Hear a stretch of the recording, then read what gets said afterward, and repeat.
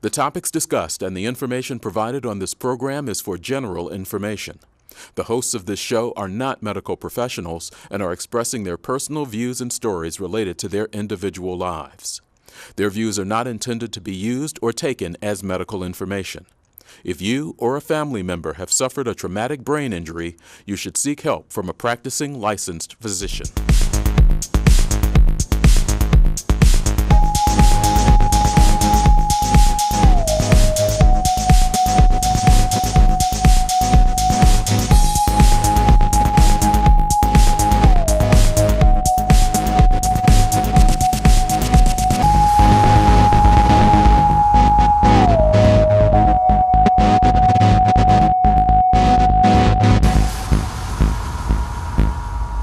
Welcome to Brain Mechanics. I'm Malin Whitaker, hosting with Matthew Deffin.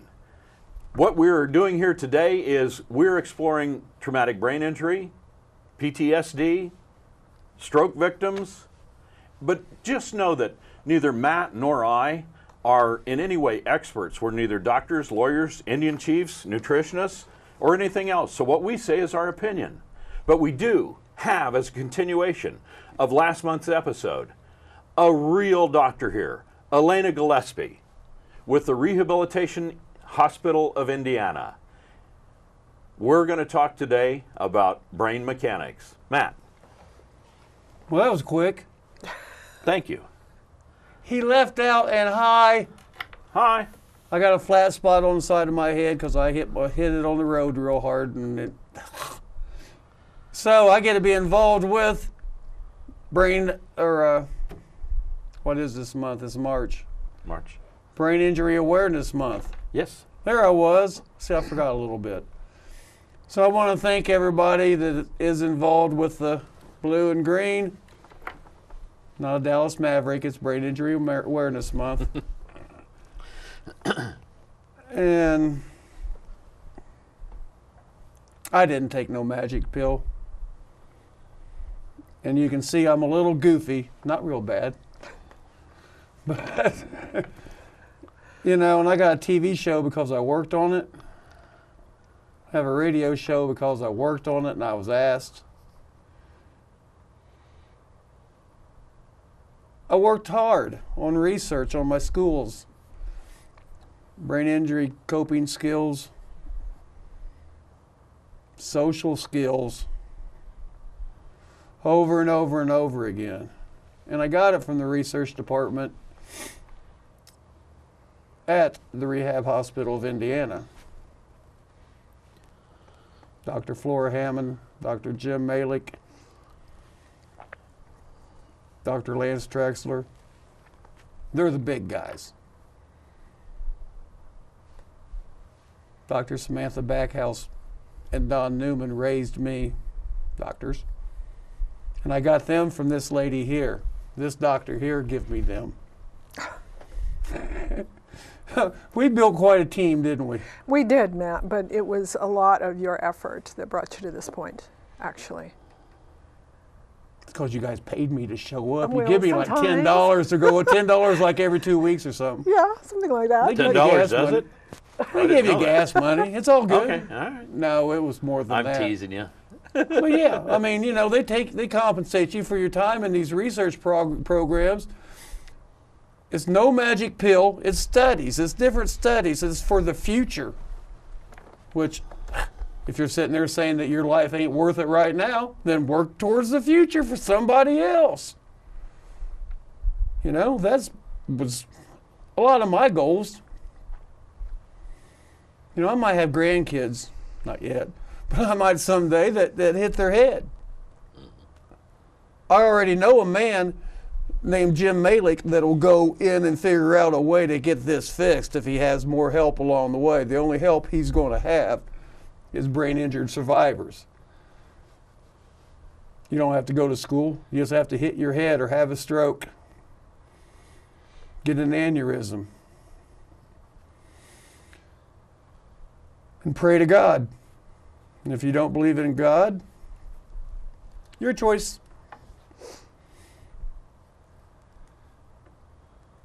Again, we weren't looking for each other. He found me. And I went through these programs, and I ain't saying look at me now, I'm not bragging. I just want to, we'll talk about the spirituality. I'll let her get into her new program. Malin, I know he's a deacon of my church. They'll want to talk about the spirituality. Well, not only, I'm an elder, trustee, and custodian. Small church. Milton, Indiana. Rock, Milton Christian 1954. Church. See us sometime. But Elena, if you and Malin want to talk about your spirituality, I know you guys are really into it, and I was sitting here listening the best I could. Well, if someone hasn't seen us before, I'm a caregiver, as my wife was the one that was injured. And we were talking in last month's show about that we were finishing with spirituality as being part of the recovery, if you will, and the ability to have hope in the future, perhaps, yes. After the brain injuries. Because as I pointed out, you know, one of the questions that my wife had for me and just openly said to me was, why am I here? Yes. I don't want to be here. I was someplace else. It was beautiful. I can't describe it. I wanted to stay. They wouldn't let me. Mm-hmm. Right, right. And so we got into that, and we even talked about the serenity prayer. Yes. You know, God grant me the serenity to change the things I can, accept those that I can't, and you know, and to know the difference. Amen. And yes. That's been an important, nearly daily part of both mine and my wife's experience. Yes. But yet, you're actually looking into researching spirituality, not necessarily, you're not with a particular church or any kind of a cult or anything out there that's trying to, you've got nothing to peddle. No. You just want to find out how does that, Matt's relationship, my wife and I's relationship to what we call a higher power, most definitely, how that affects brain injury. Yes, definitely. And no, I've got no shtick to peddle at all. I didn't really care. You're just looking. I was just looking to see, because there really, in brain injury, there really hasn't been much research looking at this, and yet it's becoming a big topic now. So I wanted to see what is the percentage here, and right at the moment, I am getting 80% of my respondents are saying yes, my spiritual belief system really did impact, or it grew over time. I didn't at the beginning, and now as time went on, when you say beginning, pre-injury? Pre-injury, yes, that it really did impact how I got closer to what I consider to be that higher power. Most people called it a higher power, some people called it Jesus, others God, and it really did impact their recovery. And now, that wasn't for everybody, and I didn't expect it to be. I was just observing. There were about 30% who expressed a lot of anger, and they were like, why did this happen? They were still in that phase. Mad at. Yeah, that's where they're at. All right now. I understand. Now, that was interesting in terms of they seemed to be earlier in their recovery, which I thought was an interesting aspect of they were still in that place where, why did this happen to me? I think many of us go through that. Well, don't you believe there's some major brain crossover damage? It very well could be. That causes them to be angry. Yes, that is absolutely true. There may be some damage that's occurred that is still impacting that. It's crossing over between lobes. Yes, so. Again, I'm not a doctor. We had some well individuals. Studied, however, we had some individuals who had truly transcendent experiences, as in they perceived that they had passed away, they had passed over, and they were literally told, no, your job isn't done yet, you have to go back. And that was a small percentage, which I thought was very interesting. Ultimately, whether that was a grandiose hallucination or if it was real is really not the point. The point is they are now back, and now they have a mission. Yes. And they are very, very, those people, you can really tell looking at them, they're very committed. Eyes on the horizon. Yes, the eyes on the horizon, definitely. See, I feel like I was given an option. It was my choice. It was always, that's also very interesting as well. No, it is a choice. They're given a choice whether they want to come back. And those ones that did, now of course we don't know about the ones who didn't, but the ones who did, they definitely were given a choice as to whether they wanted to come back. And I thought that was intriguing. They might be some of the people and I've talked to other survivors that we go up there. There's people floating around up there. I don't know if it's purgatory. It's not hell. Nothing's hot about it. Angels don't hang out. But you know, you go through people that are dead, and then you start quickly thinking, they weren't right. They weren't always right, you know? Right. And you wonder if that's a purgatory. You know, again, not getting into, I'm not Catholic, but No, I understand. I've done a lot of, middle ground. yes. I don't know what the answer is to all that. Of course, none of us do. Well, I think that's part of the research. We've got to start somewhere. Yes. And I think that the important Right. thing, and you know, I make no, you know, bones about this. I mean, I hunted and fished a lot and grew up farming. And there's a time when something's alive and then it's dead. Yes. Okay, and you just know that by Yes. you can look at it and you sense that there's nothing there. Well, if Right. you're And- farming, eventually it's going to start stinking out there. Well, but I mean, there's just a. But I remember walking in. This was the 2 days after my wife was injured, and I walked into the ICU in her room, and I looked at her and I said, "What happened?" to the nurse. You know, I said, "What happened? What happened?" Because I perceived that she wasn't there. Ah, yes. Now, keep in mind that up to that point, I had drifted away. I was pretty much agnostic atheist. I mean, I was an evangelical atheist. It wasn't my purpose to go out and recruit people to not believe. Sure. It was just like, you know, No, thanks, right. appreciate it. Sure, thanks. Yeah. And a wonderful doctor came in and talked, who was assigned just to my wife. And he told me that if it was a knee, we'd replace it. If it was heart, we can get a new one. If it was lungs, we can do this. If it was this, we can do that, okay? But in the case of injury to the brain, we can try and control the swelling. Yes. And we wait 72 hours or 96 hours. The 4th day is critical, he said. They can try to stop the bleeding. And they try and stop the bleeding. And I said, "What can I do?" And he said, "Just, you know, you're doing it." And I asked him a critical question. "What about prayer?" And he said this: "I've seen people come in here with injuries, and I knew they were going to live, and they didn't. Yes. And I've seen people come in here that I knew they weren't going to make it, and they did." Yes. And he said, "I can't tell you the difference." But he said, "It doesn't seem to hurt."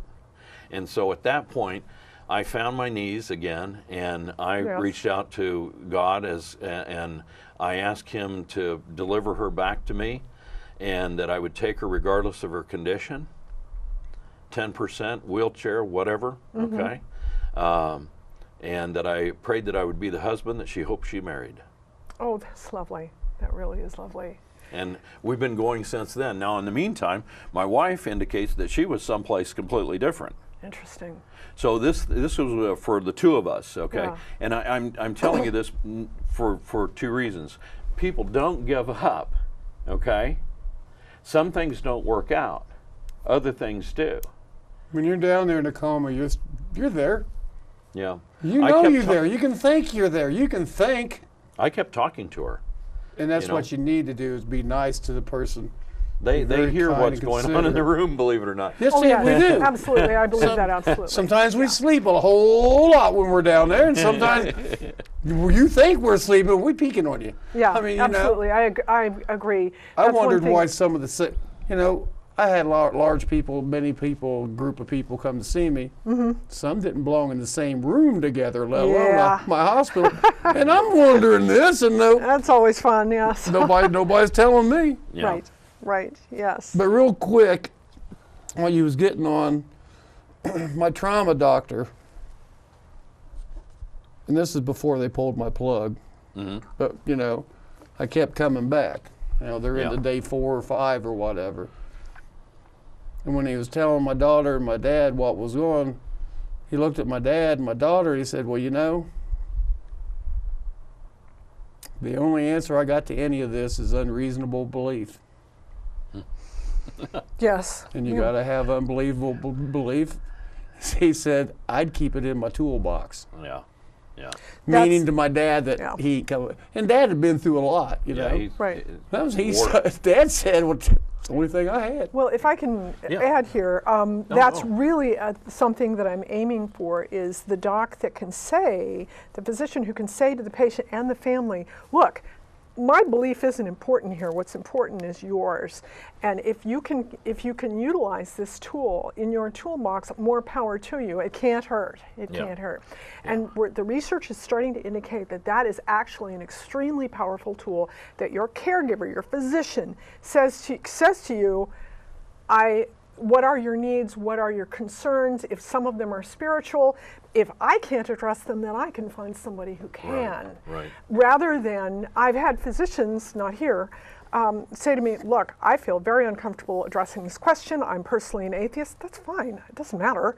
And I just can't, I just feel like this is inappropriate for us to talk about. And I'm thinking, well, it's an additional tool in your toolbox. You're giving permission, even if it's just silent permission, for your patient to be a human being. And very often we do look to the divine for assistance, help, and so on. I did. Now, you have to remember that previous to that Thursday, I was a different guy. Yep. But you know, I wanted to reach out and whatever was necessary. You know, and I tell you what else. My wife was the victim of a crime. Now, in that particular case, unlike a car wreck, why do things happen to people? I saw what evil could do.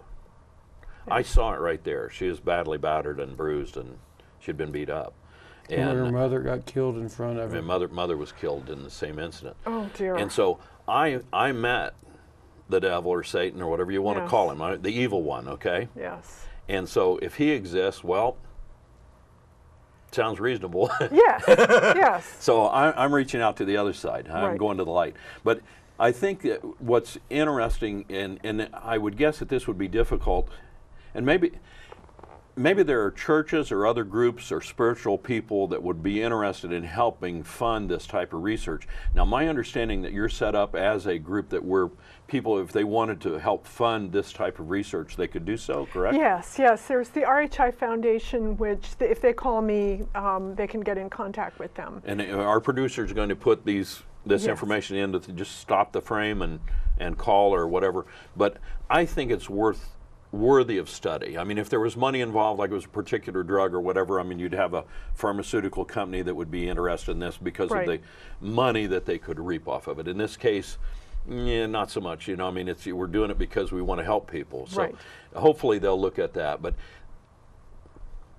there's some big congregations. It's a great idea, you know, to certainly. What I see here, though, University Elena, gets their grant money from the government. Yeah.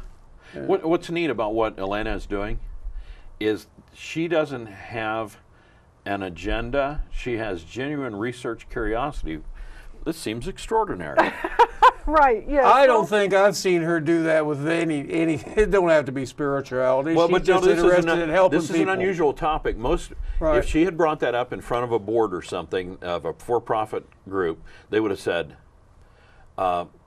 maybe you don't belong here. Right, yes. But that's pretty neat that RHI is letting you pursue this. Well, we are affiliated with St. Vincent's, which is a Catholic hospital, and so IU does offer a few grant applications in looking at the application of spirituality in chronic disease. All right, which is interesting. And so there's, the possibility is there. I've been doing research for a long time, and 10 years ago, you're absolutely right, I tried to pursue this topic, and it was just stop, don't talk anymore. Well, you ruined your career. I think it would not do good things for it. Yeah, I had to switch. I mean, definitely, if the money isn't there, then, you've got... Plus, you're a little is that crazy. the same one where you couldn't get me a job because good things might not come out of this? Yes, yeah. So, it's... Yeah, but you were meant to be a TV host and radio host, It's all good. Whatever you were going to do is secondary to this. He likes the camera. Well, he's good at it. Yeah, he is. Definitely. I would say so. I would say so. Well, thank you, but I don't. It's just... No, you're good. You're good. The angels brought it. Yeah. You're doing a neat thing. Right, yes. So... Because I want to help people. Like you want to help your wife. And that entailed you wanting to help other people that you notice along the line. Yeah. Elena, I think she just went to school for that. I don't know that you had any brain issues that in your family or past that brought you through all this. But well, to a certain degree, that's kind of, well, actually my mother had a stroke, which is, is an acquired brain injury. And this was very early on. This was a result of a surgery. It was a long time ago. And treatment was in the dark ages. Sketchy it was best. in the dark ages. Right. And it was horrifying. It was actually horrifying. And she suffered a great deal. And she ended up being at home, half paralyzed. And, we'd have a physical therapist who, I love physical therapy, okay? I think it's wonderful. However, this particular physical therapist. Some are better than others. Yeah, some are better than others. Would come in and tell her this stuff doesn't work. Okay. Thanks. Yeah. Thanks for coming. Yeah, thanks for coming. Don't let the door hit you on the way out. And my dad finally fired her. Finally said, this is doing no good. My mother would be crying at the end of this. Yeah. And I'm thinking, and I was so angry. Boy, I was so angry that I just thought, all right, something has to be done here. This is terrible that you would put somebody through this. So I think that actually spawned a little of this. I think you probably needed Matthew Duffin's treasure trove of insults and cuss words. I need to be there. You could have used. Oh, he can. He opens up. I mean, it's like one of those Cobra gunships. Oh dear. Yeah. I got the ADA on my back. I eat them alive, baby. I just don't. But that's and I Don't think mess that with my people. Here's what's I think important, guys, as you think about this. If you have somebody that has a stroke or brain injury, okay. I'm not peddling RHI, but my wife came through the early concept of RHI as it was forming back in the early 2001, 2, 3 period of time. The quality of care you get and the hope of outcome that the people exhibit is critical. If you have somebody coming in, as Elena indicated, telling you that, giving you physical therapy and telling you that it doesn't work, you're already defeated. That's like going to the gym and telling you, say, well, you're just going to stay heavy and you'll never be nothing, why do I get this membership? So seek out good care like RHI. There are probably others. I don't know them. And for the purposes of our show, it doesn't matter. The important thing is that RHI is covering not only the physical and my wife had to learn to walk and talk and count change and everything, okay, and did so through them. They're also exploring what I would call esoteric but important things like spirituality. Well, part of the reason I do research is not only because I am very curious and I want to know the answer to questions, is that to me, I want to help the individual patient as well, the individual research subject who comes to me. Actually, the meditation program was inspired by a couple of subjects that I have had who are, physically they're recovering.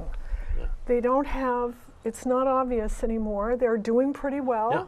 And emotionally, they are still down in the cellar. They are still very dark. And they're still very much grieving. And I can see that they need more support for the long-term recovery in terms of grieving over who they used to be. Mm-hmm. And so everyone who comes in there, and I learn more from them than they could ever learn from me. Absolutely. There are heroes everywhere. Yeah. There are heroes everywhere. You have patients come in and they were a electrician or a painter or something, right. And you think, my God, this is amazing. This person is amazing, and they became so after their brain injury. Yeah, it was kind of interesting. Pretty cool. Yes. Never give up. Yeah. Dr. B told me, Dr. Backhouse, and this was a few years into it. She said, Matt, most brain injured people go into one of 3 societies. They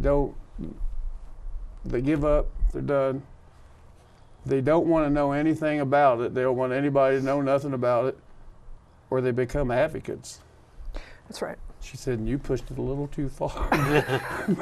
but that's an answer to your question that you was asking on that. Stay involved, guys. Don't give up. Thanks for watching Brain Mechanics. No, the RHI Institute is at the end. We want to thank Elena Gillespie. Matthew, thank you for having me on as well, and we appreciate it. Take care. God bless.